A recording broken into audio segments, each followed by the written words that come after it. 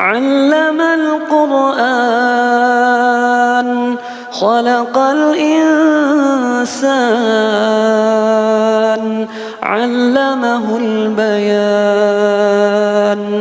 الشمس والقمر بحسبان والنجم والشجر يسجدان والسماء رفعها ووضع الميزان ألا تطغوا في الميزان وأقيموا الوزن بالقسط ولا تخسروا الميزان والأرض وضعها للأنام فيها فاكهة والنخل ذات الأكمام